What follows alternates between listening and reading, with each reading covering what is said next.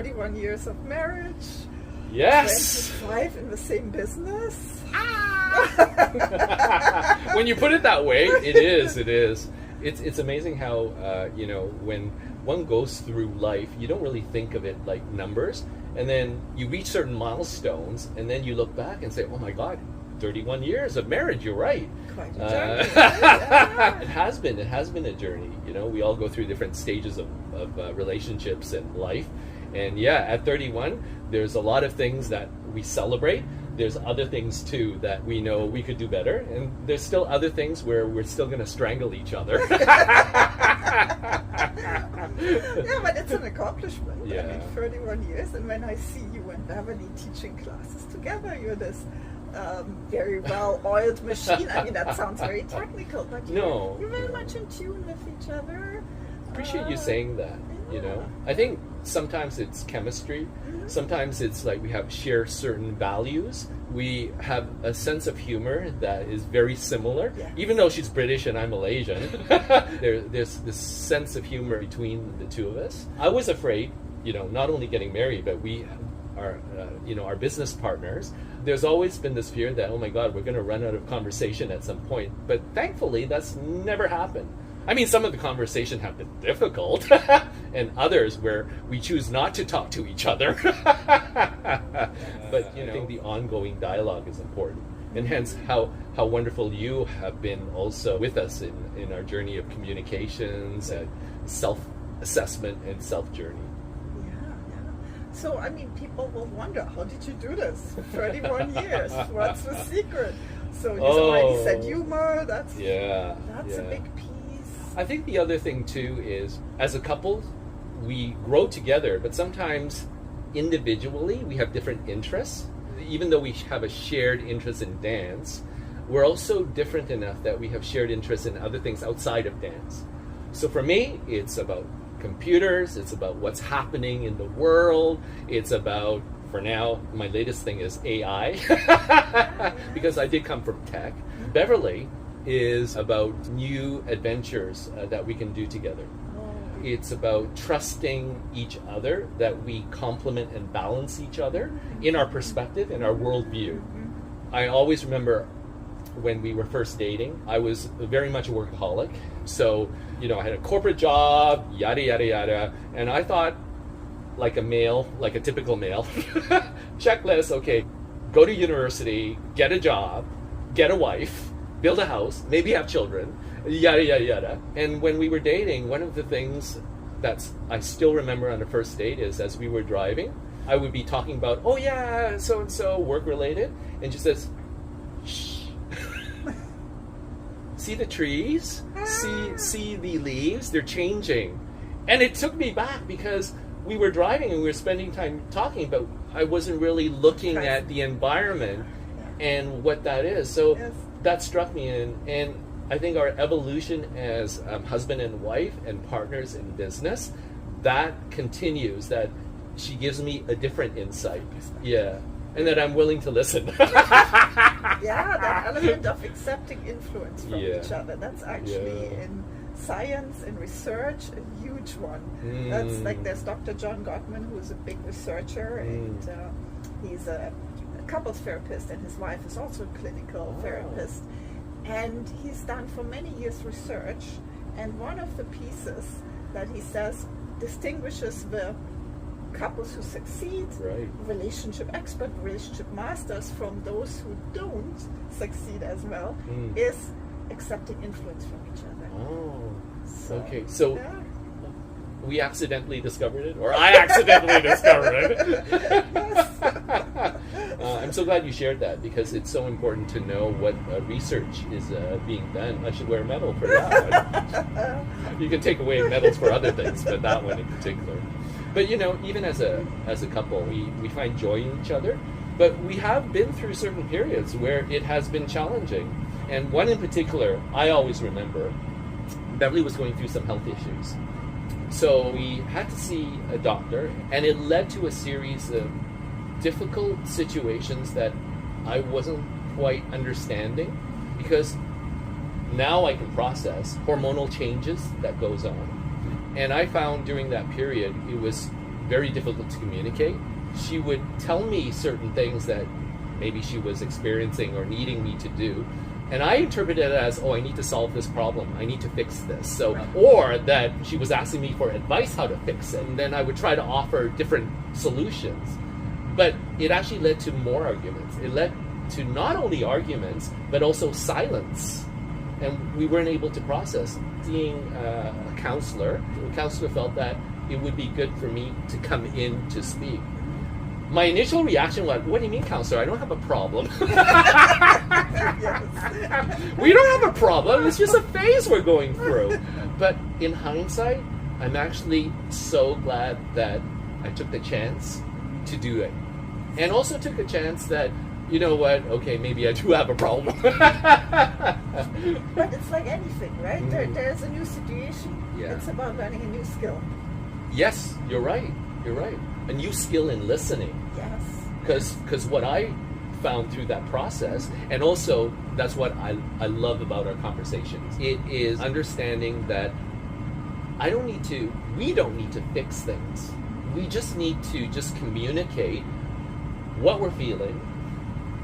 If we're receptive to ideas, it's one thing, but not that there's a solution that we're trying to fix right now, or I'm trying to fix. Yeah.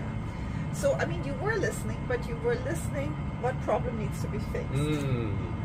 While the listening that is often required is listening to the feelings, what experience is my partner having, right, and how can I acknowledge that? Because if I don't do that, and it's just simply that we are a society that's very solve oriented, right? We want to solve problems, and especially the male brain often works that way. It's conditioned to do that. But if you're listening to what's my partner experiencing, and can I make them feel less alone by acknowledging that, and I don't even have to agree with what they're doing. Often people think, yeah, but I don't agree with what they're doing. Doesn't matter. True. Can you relate to the emotions? Right. Because empathy has 3 parts. It has the cognitive empathy, where I understand my partner's worldview. Right. And does it make sense based on what I know about them, their history, their perception, their perspective, that they're feeling how they're feeling? The second part is emotional empathy. Can I relate to their emotions? Right. So, well, I felt sad before. I felt overwhelmed before. I felt stressed or confused. Right. So can I relate to that? And the third part would be the compassionate empathy. Right. Can I let them know they're not alone? And that's where a different kind of listening comes in, where I'm trying to let them know, okay, I get it. Or if I don't get it, can you tell me more? I want to understand. Right. And then I can say things like, yeah, that makes sense to me. Or, okay, I understand. I get why you feel this way. You must feel blah, blah, blah. Or imagine it feels this way. And suddenly my partner feels, oh, okay, I'm seen, I'm heard. That person gets what I'm experiencing. Maybe they feel less crazy because you're talking hormonal challenges. Yes. Sometimes as women we feel a little crazy with our emotional ups and downs. But if someone else can validate it and go, okay. I think that's an excellent point. Having someone either validate or another perspective is so valuable. And that's what I discovered, and talking to you as well, that there's a sense of objectivity with someone else, and also dealing with a professional. They know how to navigate the conversation, as opposed to sometimes, I may feel like I'm overpowering a conversation, or the worst case for me is just pure silence. How do you deal with silence? The automatic response, oh, I got to say something. Sometimes it's just no, just let the silence happen, or let the professional navigate and help us process it. There's another piece there of some people are verbal processors, so they automatically talk more, and other people are more internal processors. So if you have that in a couple, the verbal processor sometimes needs to step back and not over talk, and let the partner actually give them a chance to say something. Yes. And also to accept that the internal processor processes differently. They might not be able to talk about something right away. They might first need to do an internal true processing, and then they can put it in words, and we can have a certain conversation. And sometimes too, the different levels and types of emotions, having been through it and now having a different perspective that we can navigate through conversation and emotions, is dealing with anger, dealing with guilt. Is it my fault? You know, am I doing something wrong, or vice versa? Expressing anger, because for me, I can be quite expressive. The expression of anger is not necessarily a bad thing. Absolutely. And also the expression of silence is not actually a bad thing either, as long as we understand that we are processing in different ways. Yeah, that's what I found difficult too. Growing up young, and for most of my young adult life and even middle adult life, I was very introverted, very shy. So a lot of people say, what, you're shy now? Like, it's been a process, because my brain to my mouth to communicate, there's always a lag. And during that time period, I think that also factored in. So whatever emotion I felt, I kept it in because I couldn't express. So I would find myself shaking at certain points in time. Having gone through that process, then it helps now that I can just freely express, and we can freely communicate. Yes. And as a society, we have to learn that anger is not a bad thing. It is just a feedback. It's like in our car, when the maintenance required light goes on, we don't ignore it, we do something about it, and that's what anger is. Anger comes up, and yes, of course, it can be very destructive if I just unconsciously respond from it, but it's actually a super valuable emotion, because it tells us there's something more vulnerable underneath, and that's what we want to look for. The anger is like the tip of the iceberg. Yes, true. And underneath the water are all sorts of more vulnerable feelings. Maybe I feel overwhelmed. Maybe I feel helpless. Maybe I feel, it can even be simple things like I feel hungry, I feel tired. But there's something more vulnerable underneath, and that's what we want to pay attention to and learn to express. However, if we make anger bad, and we tend to do that as a society, we're talking about anger management and anger problems. No, the anger itself is not the issue. What we do with it is the problem. And in a couple, to learn to express the more vulnerable stuff would be the piece. But then you have people who've grown up and they're afraid of anger.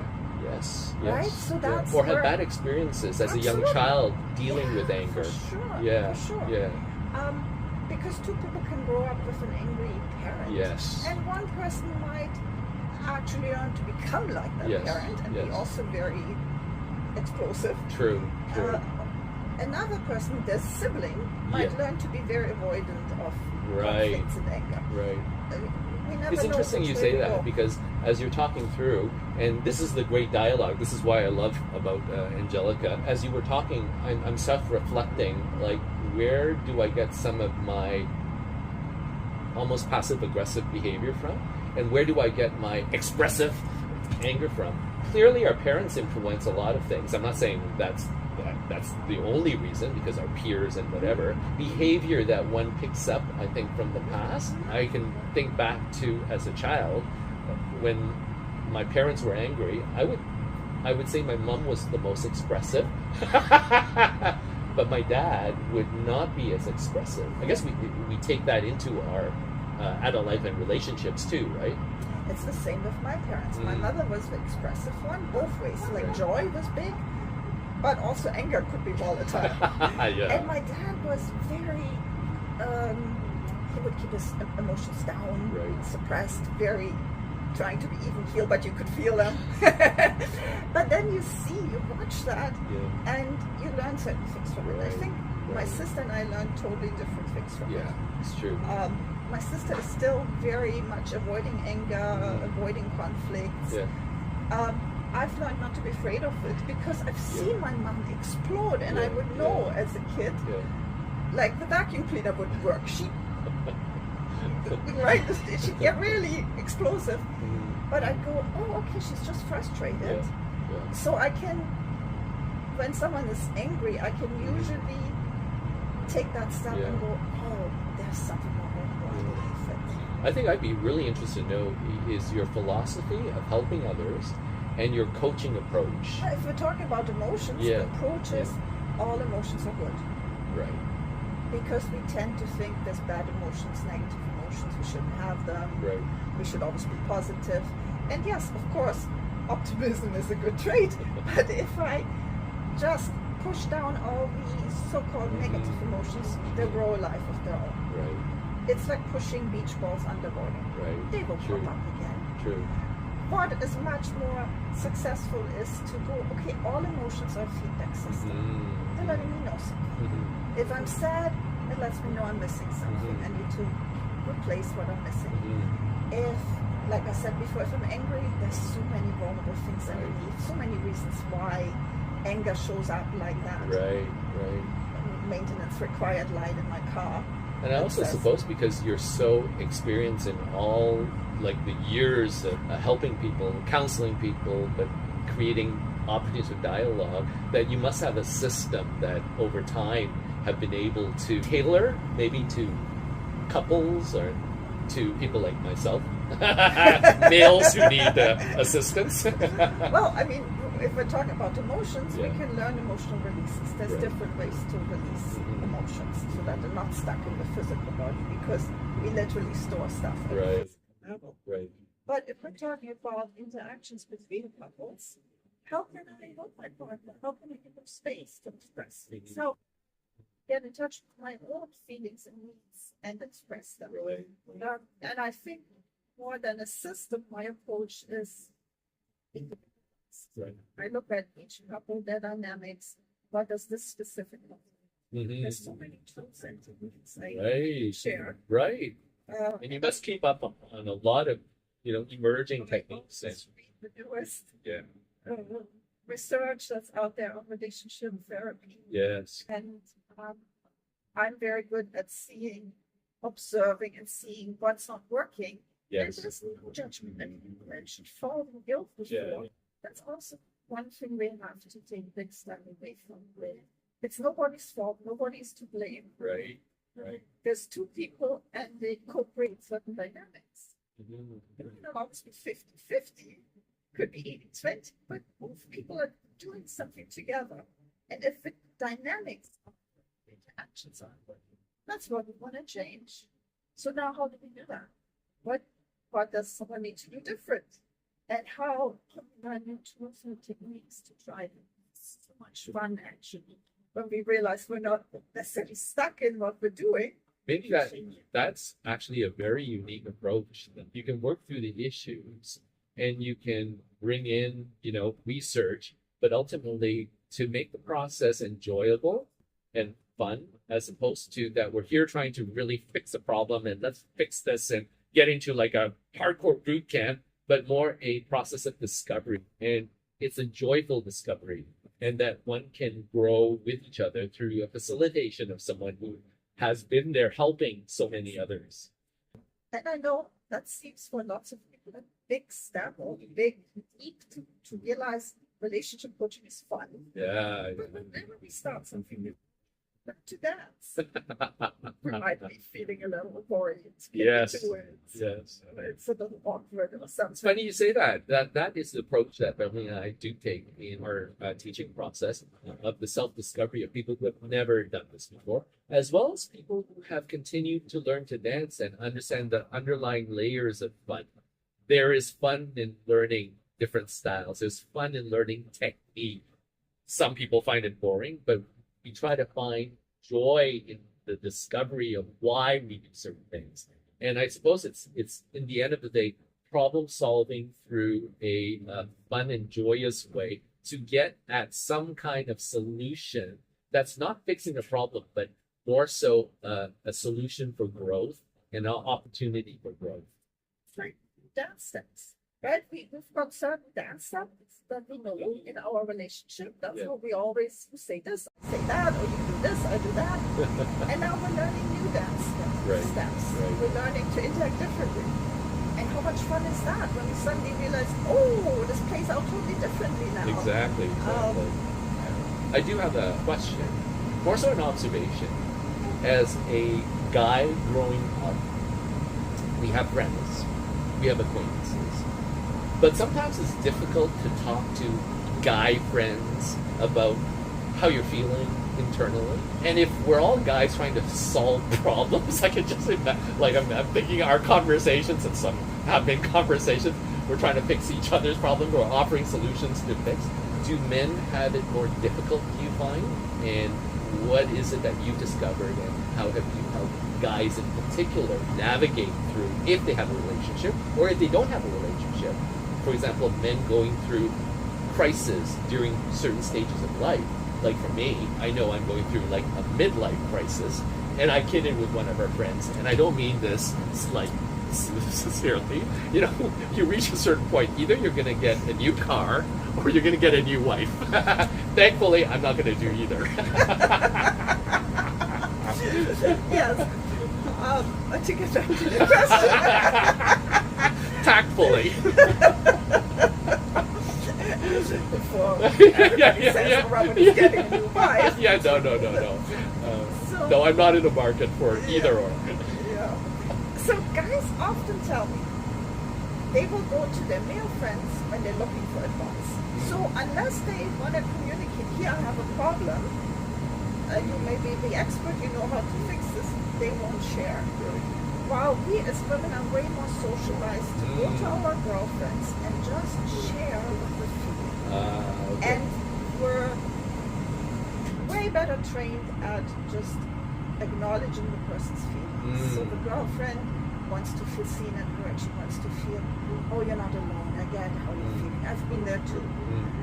It's not about saying, well, you should do this and that, and then your problem at work or with your husband would not be a problem. Yes. It's really this not wanting to feel so alone in That our makes experience. sense. That makes sense. So for men often even miss the words. And I'm not saying there's not also women out there who are very problem-oriented, but just overall, even missing the words of what to say. And I have a whole video on how to express empathy. So nice. there you can get some help. You can get some phrases of what you could try to use. Yeah. And nobody has to feel, these are not my words. Right. Tailor it to your words, your comfort zone. If it sounds too lovey-dovey, what I'm suggesting, say it less so. I guess it's like a first step to understanding how to communicate, and with the tool that you're providing to all of us, that it's that first time that might make you think differently, and to be able to speak. If you are in a relationship with a spouse or a partner, if you don't have yet a spouse or a partner, that you're going to be meeting other people, that it gives another way to communicate. As someone who has gone through the corporate business life, we're here to fix problems, and therefore our understanding of the value is in how do you fix the problem in the shortest amount of time, as opposed to there's so many underlying layers that one has to have conversation. What one feels and communicating with feels is important, so that you're not interpreting something and you're really authentically trying to find out what they express are truly their words. And also trusting your partner or spouse that they're a capable adult. They can solve their problems. Right. They might just first need some time to feel something, experience something, process something. And if you're expressively being asked to help, that's a different thing. If a partner comes and says, hey, can you help me? Can you give me some advice? By all means, problem solved. But often the partner just wants to be heard and seen and acknowledged. And there's a flip side to this. If we as women need to remember that men are sometimes beginners when they do this. So there is praise progress, watch out for, he's trying. Instead of being super critical, oh, but he's not saying it this way or that way. Well, he's trying. Can we acknowledge that? And then we get more.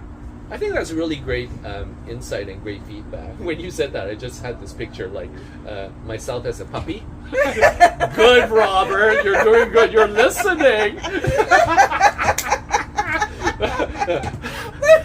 No, but I get what you're saying. Because positive reinforcement is important, and I think some guys like us need more positive reinforcement. At the end of the day, it's transformation and change.